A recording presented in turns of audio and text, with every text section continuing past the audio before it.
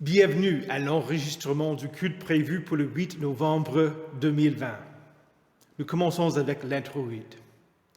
Tu m'as aimé au point de me retirer de la fosse de la destruction, car tu as jeté derrière moi tous mes péchés. Tu fais retourner les hommes à la poussière, et tu leur dis, Fils d'Adam, retournez à la terre.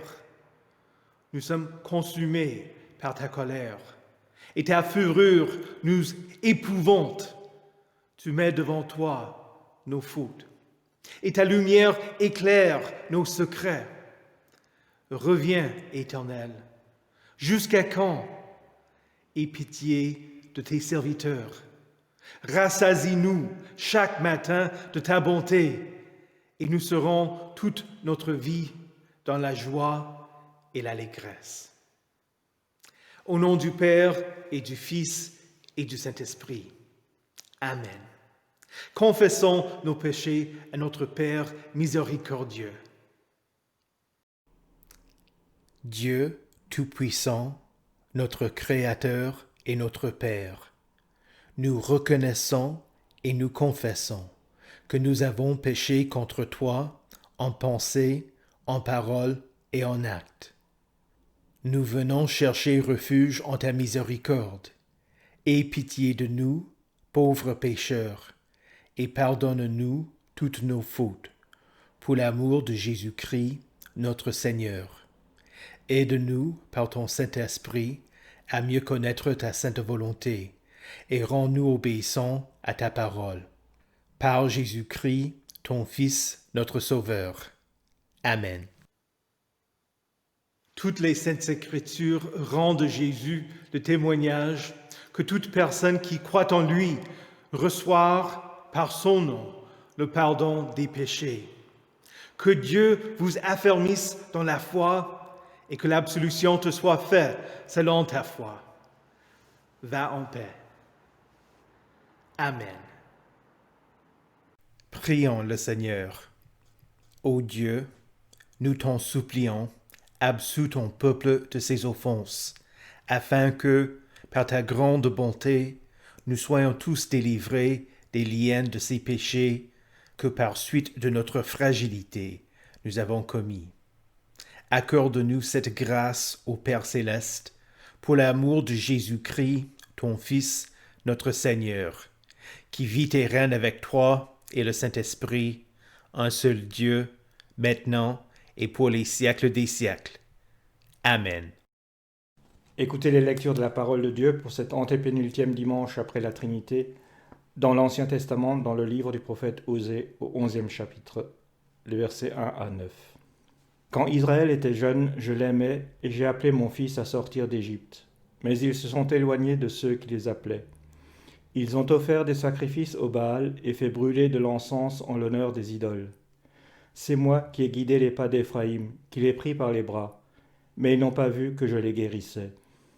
Je les ai tirés avec les liens d'humanité, avec des cordages d'amour. J'ai été pour eux pareil à celui qui soulève la pièce d'attelage pesant sur la bouche, et je leur ai présenté de la nourriture. Comment te traiterai-je, Éphraïm? Faut-il que je te livre à l'ennemi, Israël? Dois-je te traiter comme Adma, te rendre semblable à Tséboïm? Je suis tout bouleversé, je suis rempli de compassion. Je n'agirai pas en fonction de l'ardeur de ma colère. Je renonce à détruire Éphraïm, car je suis Dieu et non pas un homme. Je suis saint au milieu de toi. Je ne viendrai pas avec colère. Jusqu'ici, la lecture de l'Ancien Testament. Écoutez la lecture de l'Épître dans la première lettre de Paul aux Thessaloniciens, au 5e chapitre, les versets 1 à 11. En ce qui concerne les temps et les moments, vous n'avez pas besoin, frères et sœurs, qu'on vous écrive à ce sujet. En effet, vous savez bien vous-même que le jour du Seigneur viendra comme un voleur dans la nuit.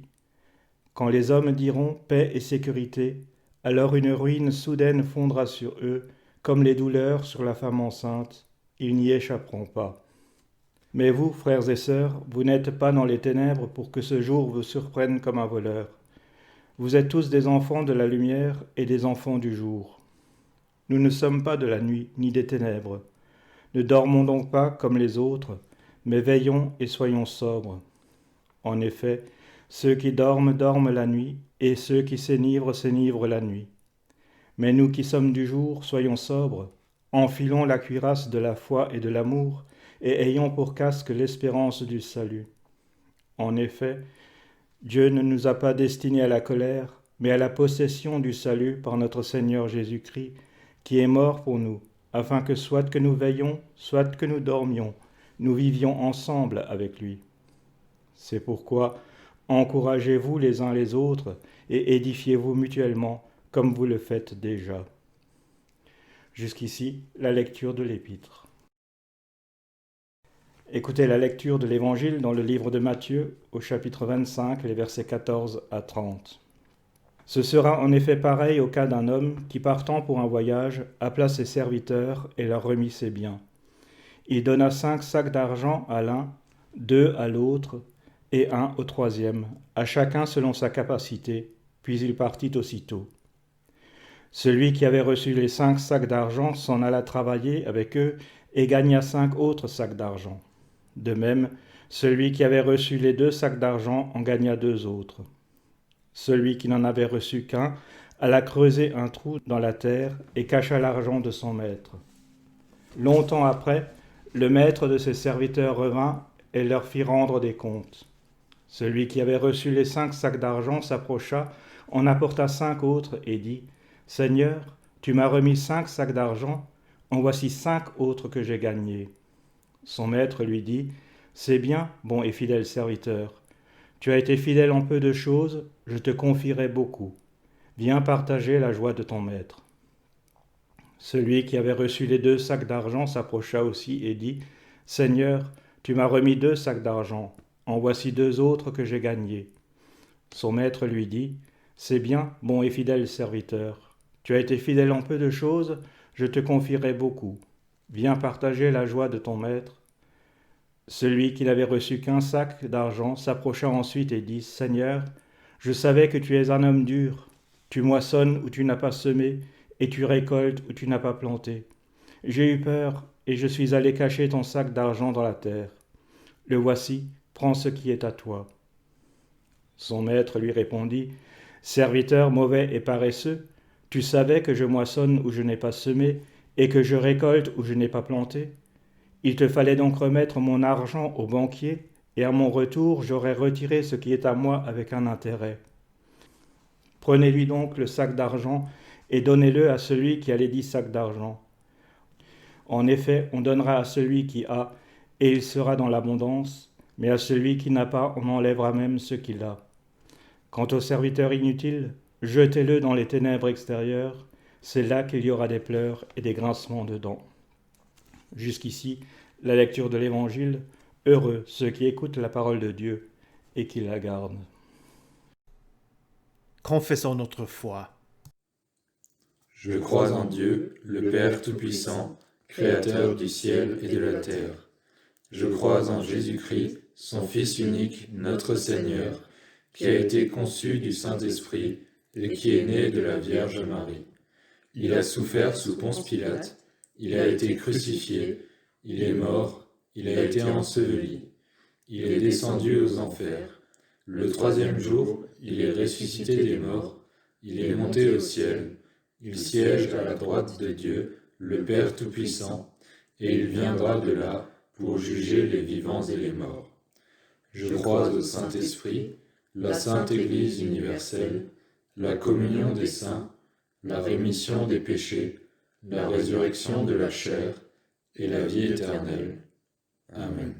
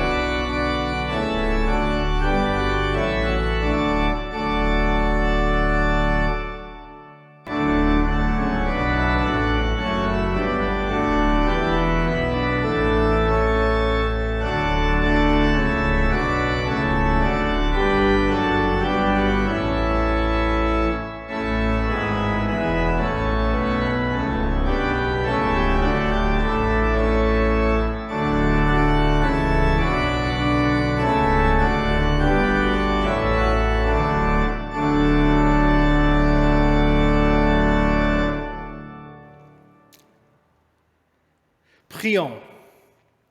Seigneur Jésus, tu reviendras plein de gloire pour juger les vivants et les morts.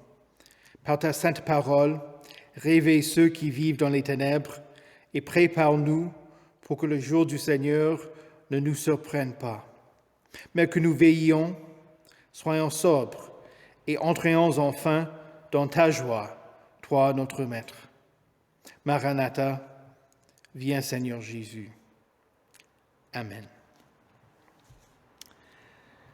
Saint de Dieu, précieux et bien-aimé, que la grâce et la paix vous soient données, de la part de Dieu, notre Père, et du Seigneur Jésus-Christ.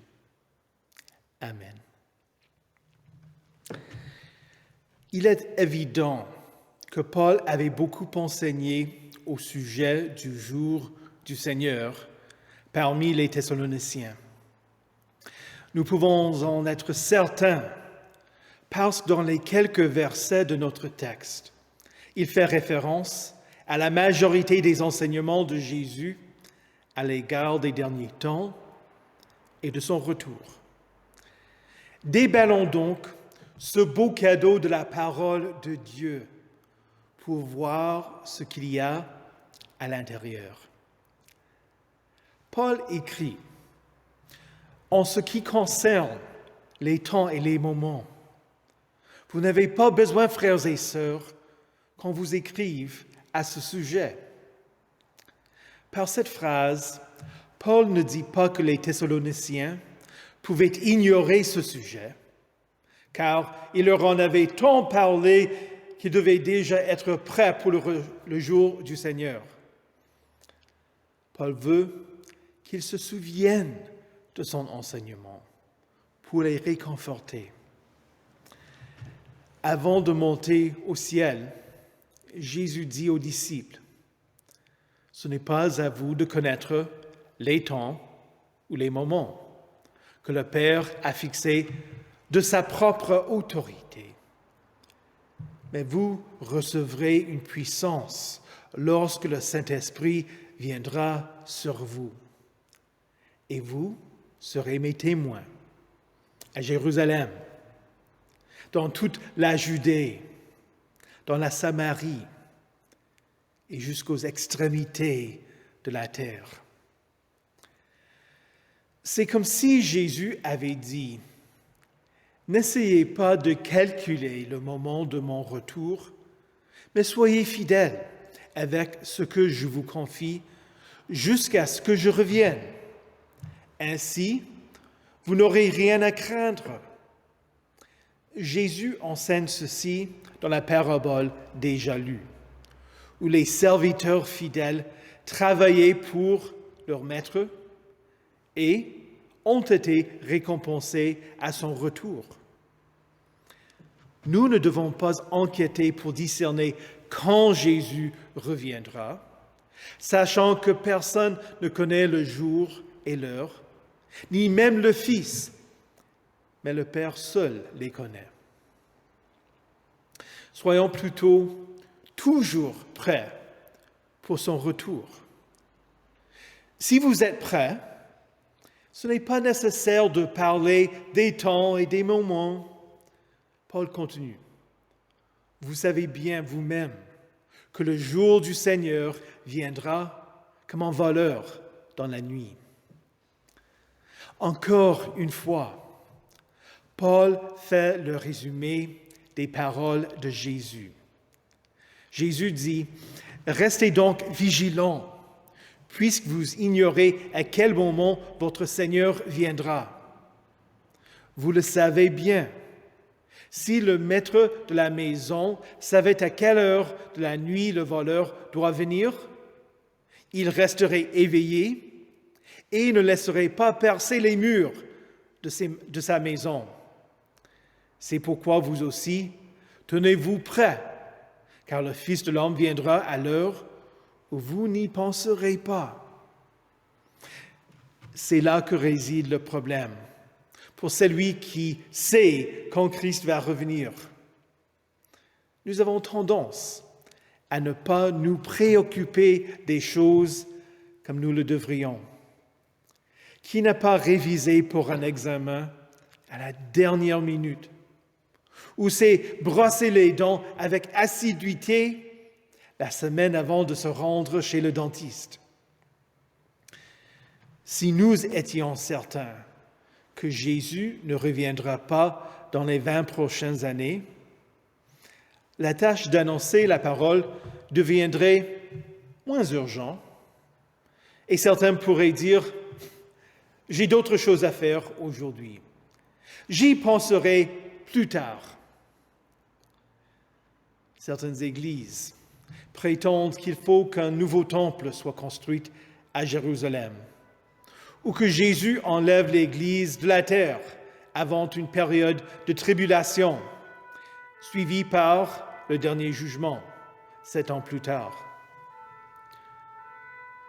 Ils ont tort.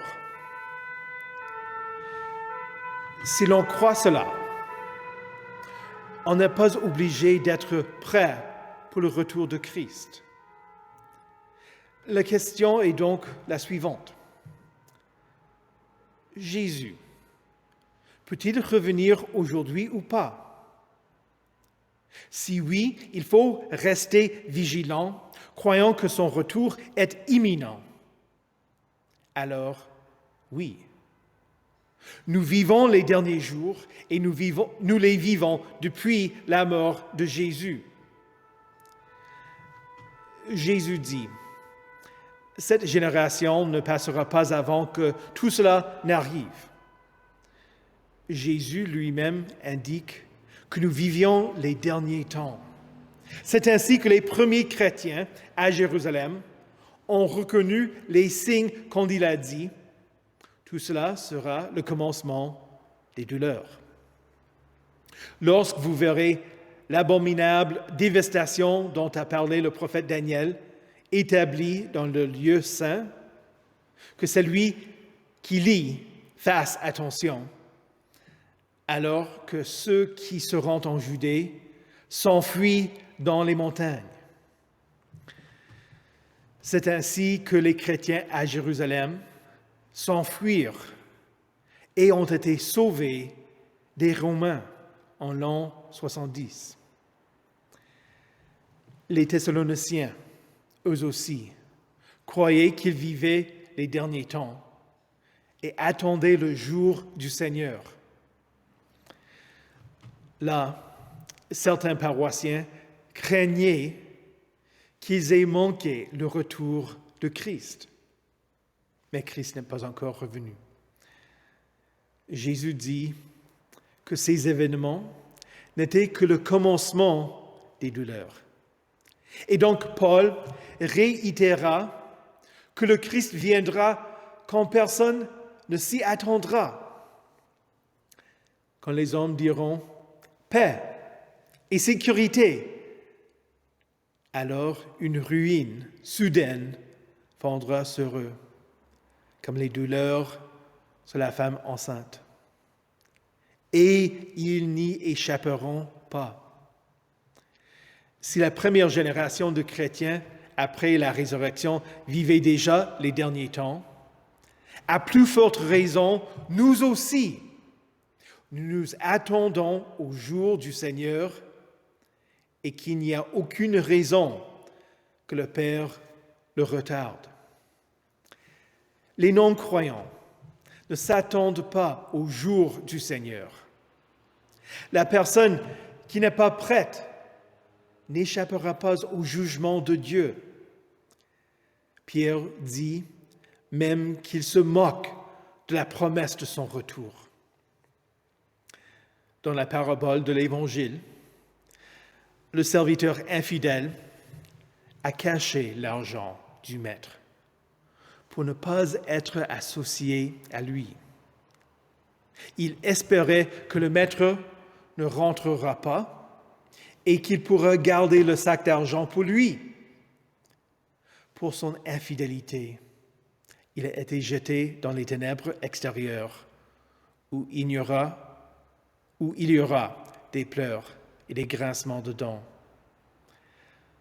Pour le non-croyant, le retour de Christ est donc une menace. Si vous n'êtes pas chrétien, Parler du jugement n'est pas fait pour vous menacer, mais pour être pour vous un avertissement et pour vous encourager à vous repentir. Vous savez que le jugement vient. La femme enceinte s'attend à ce que les douleurs viennent.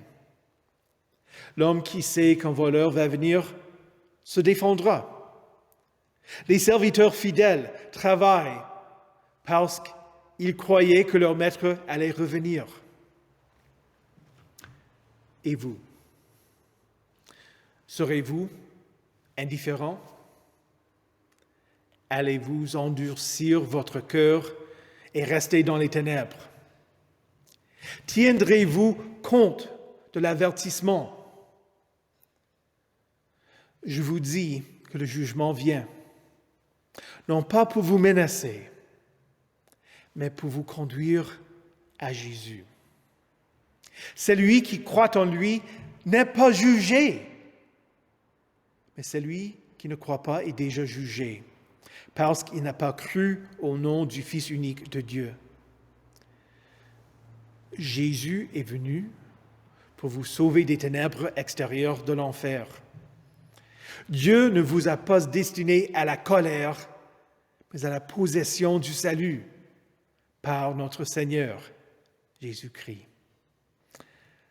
Enfilez la cuirasse de la foi et de l'amour. Ayez pour casque l'espérance du salut. Christ vous protège du jugement. Pour le chrétien, la parole qui concerne le jour du jugement est une bonne nouvelle. Ton nom a été inscrit dans le livre de vie de l'agneau. Ne vous inquiétez pas, ni du jour du jugement, ni du jugement lui-même. Confiez-vous à votre Sauveur, Jésus, qui vous pardonne. Jésus, celui qui jugera les vivants et les morts, a subi la colère de Dieu contre toute impiété à votre place. Ceci ne vous permet pas d'être indifférent, mais d'être sobre, enfant de la lumière et enfant du jour. Pour vous, chers chrétiens, le retour de Christ est une source de liberté et de joie abondante.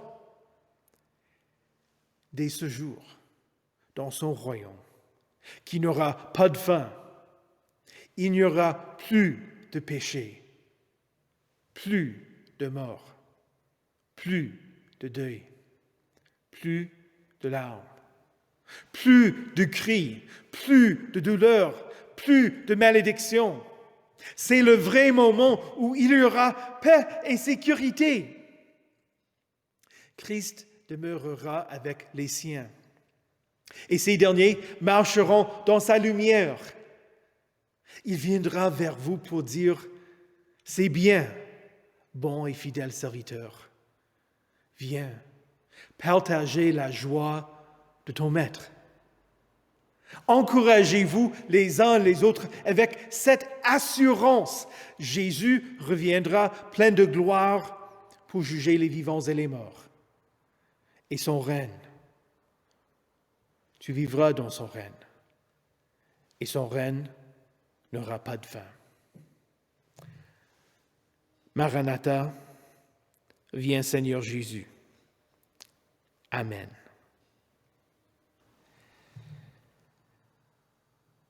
Prions le Seigneur pour les nations du monde, pour notre pays et ses citoyens, pour le président Macron, le Premier ministre Castex, le président du Grand Est, Rotner, les maires de nos communes et tous nos élus, qu'ils représentent la volonté des citoyens avec fidélité et dirigent les activités du gouvernement avec sagesse.